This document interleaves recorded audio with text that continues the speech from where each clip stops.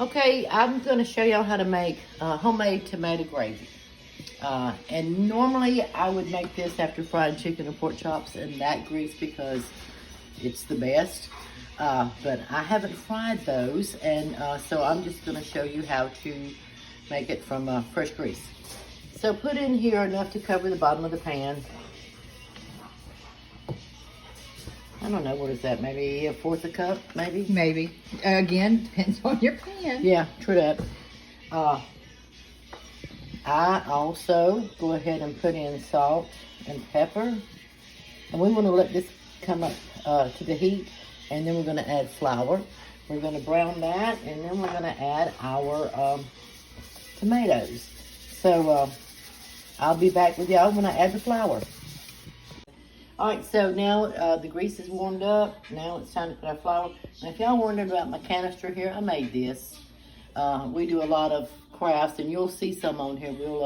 We'll do some and show you. But this is one of those protein powder. Was it the protein powder? It was either that or the corn puffs for the kids. No, this was the protein powder. Okay.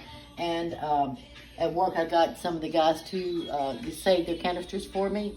And I made my own little thing, and then I put tape over it just because, hacking tape, because I didn't want it to peel off. So, but when you cook a lot, yeah, you need a big canister. So this is a little over half a cup. Let's sprinkle it in here and see what we got. And I have a huge family again, so I'm gonna add, the whole thing. Let's see if we need any more. And this is for my nephew. His name is Glenn Webb. Love him.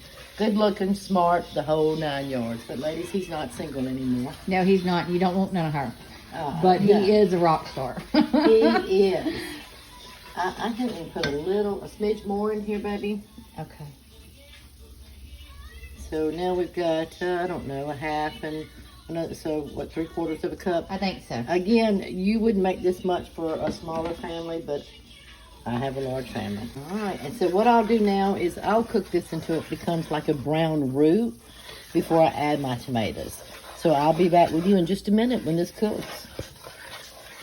All right, y'all, so I've cooked this down. It took about 10 minutes. Right. And you have to stand here and stir it. Don't leave it because it will burn. It's flour and oil, that's all it is. And you see that brown consistency. You can let it go a little deeper than this if you wish. But I'm okay with this color here.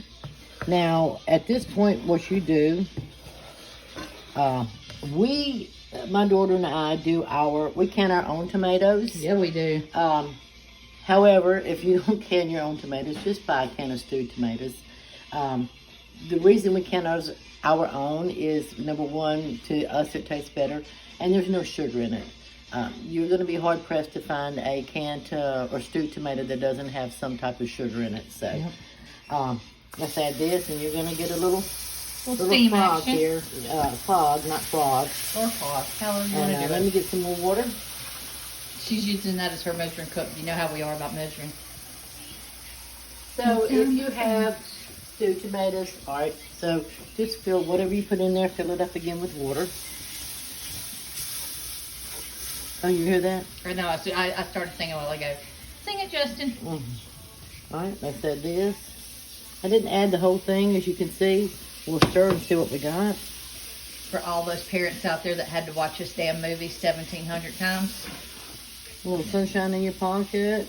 Trolls everywhere. Well, it was a good movie, though. I did. I really do was. like the ones with good soundtracks. Yeah, for sure. I'm going to let this come to a boil. See how thick it is. We may have to add a little more water. We may not. Because right now you can see it's pretty thin. But it will thicken, I promise you. It's like a week of Southern delicacies. And I'm cooking this on medium. Just thought I'd throw that out there to you. Just in case. Well, hell, let's not get it all over the place. You can't take her anywhere. I know. All right, you see it's starting to bubble. Let me come in. Oh, I see it there. See the bubbles? And you see it's getting a little thicker now. And tomato gravy, in all honesty, the longer you cook it, the better it gets. It's like, again, like roof or gumbo. If you've ever had gumbo, they taste a lot alike. They truly do. We're going to have to add a little more water because this is getting thick. We may need more than that. But right now, I think, what is this, a pint jar? It is. Of stewed tomatoes and of water so far. And my son-in-law made it in.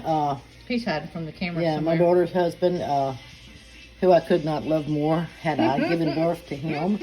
The one we refer to as golden brown. Yep. Because he likes Mr. Perfection over he there. likes his bread golden brown. And I'm going to fry some biscuits later on to eat this tomato gravy with. We might film that. I don't know. We'll see. Oh, you have not lived until you've had fried bit. Nothing good is ever healthy, but that stuff right there. It's phenomenal. My Gammy showed me how to do that. She, well, hell, I'll be honest with you. We were young, just married, and we couldn't afford gas for the stove, and so I cooked out of an electric skillet, and I couldn't make biscuits, and my Gammy said, "Well, fry them," because she had the same situation, and you make it just like you would a normal biscuit. You scoop it out and you fry it in butter. And it's like night and day in the biscuit world. So I'll show you how to do that next time. I am telling you, some of the best creations we've ever had Come out of necessity. come out of just, lack of options. Yeah. You learn how to cook out of a cabinet for sure. That's out for of your sure. pantry. When you can't afford to just go in and buy whatever you want. Thank you, Lord. I'm a little better off now than I was then. However, that doesn't leave you. No, that lesson's learned once. And it sticks with you for the rest of your life, and you learn how to create. You learn how to cook out of your cabinet. Not that I wish that on anyone, by no means, but I must say it does make life easier when you know how to do it. Well, anybody can celebrate a good time. It's the hard times that make you who you are. True that, baby. Let's put a little more water in here. I'm going to fill this up again. Not that I'm going to need the whole thing, But it is coming to a but ball. just to give you see, it's pretty thick at this point. But I'm going to cook this a little longer. So let's add just a little more water to it. Because it will thicken back up again. So we're thinning it in order to allow it to cook longer, correct? Exactly, baby girl. I am talking And, my class. Glenn, baby, this is all for you. That's my nephew I was talking about earlier. He loves my tomato gravy. And he asked me, how do you make it? How do you make it? So, baby, I'm going to send this to you when we get through. You gotta love him. All right, let's let this cook a little bit, and then we'll come back and taste it. Sounds good. All right, y'all, so we've got it all mixed up here. It's been cooking for, I don't know, 15 minutes or so. And it is ready. It's a little loose at this point, but I promise you it will thicken up as it cools down. Not everyone likes it scalding hot like me. I do. My husband says I boil everything twice before I eat it, because I can eat it straight out of the pan like this. Yes, you can. I've seen her do it. I'm going to try it. Watch me. You do you. Shit, that's good. All right, I'm going to push this to the side, and I'm going to make some fried biscuits, and then I'm going to get golden brown in here and my Right. son to try them. In the name of Glenn Webb. Yeah. I love you, baby. Love you too. Enjoy your tomato gravy.